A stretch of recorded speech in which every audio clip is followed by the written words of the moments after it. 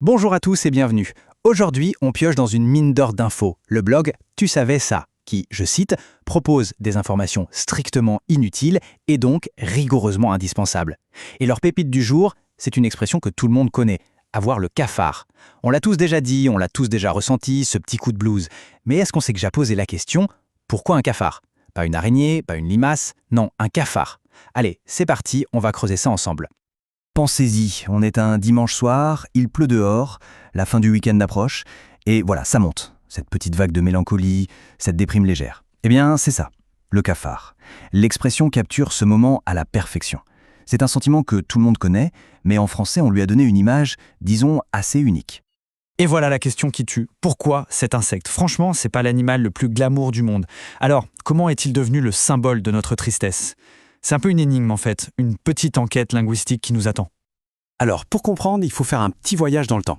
Parce que le mot cafard, avant d'atterrir dans notre vocabulaire pour parler de nos émotions, il a une vie bien remplie. Et son origine, vous allez voir, elle est vraiment surprenante. Et voilà, premier indice. À l'origine, le mot cafard n'a absolument rien à voir avec un insecte. Il vient de l'arabe kafir, qui veut dire mécréant ou hypocrite.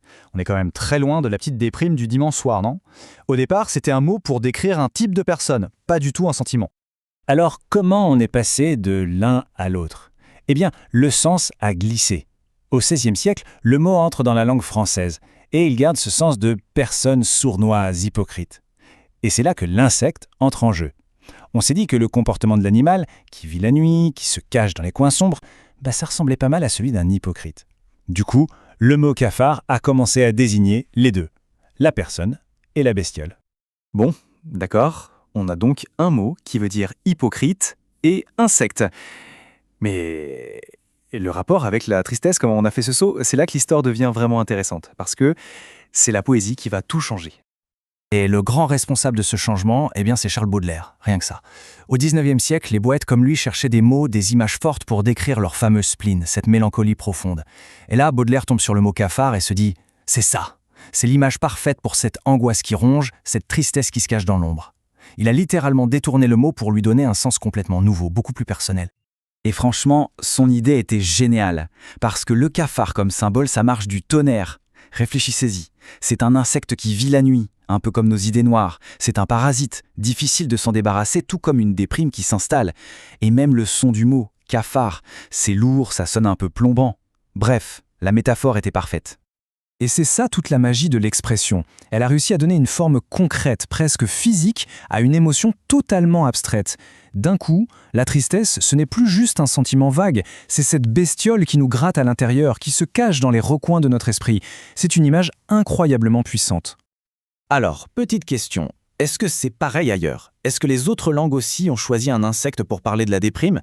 Eh bien, on va jeter un œil et vous allez voir que l'expression française est vraiment une exception. En fait, chaque culture a sa propre image. En anglais, on a de blues, c'est lié à une couleur. En allemand, c'est l'idée de lourdeur, Schwermut. En espagnol, estar de barrón, c'est être en bas, une chute. Mais un insecte, non. Ça, c'est vraiment notre petite touche française. Mais attendez, ce n'est pas tout à fait fini. Il y a un dernier rebondissement dans cette histoire. Un petit bonus qui va nous ramener au point de départ. Parce que bien avant Baudelaire, un autre très grand nom de la littérature française s'était déjà servi de ce mot. Et oui, c'était Molière. Au XVIIe siècle, il utilisait le mot cafard pour désigner les hypocrites religieux, les faux dévots. On revient donc pile au sens de départ, le kafir arabe. La boucle est bouclée. C'est fascinant de voir comment un mot qui servait à dénoncer l'hypocrisie des autres a fini par décrire nos propres sentiments. Voilà, la prochaine fois que vous direz « j'ai le cafard », vous pourrez penser à tout ce voyage incroyable, d'un mot arabe pour l'hypocrisie, en passant par Molière, jusqu'au spleen de Baudelaire. Et ça ouvre une question assez vertigineuse finalement. Combien de mots qu'on utilise tous les jours ont une histoire secrète comme celle-là? Notre langue est un vrai trésor d'histoire cachée.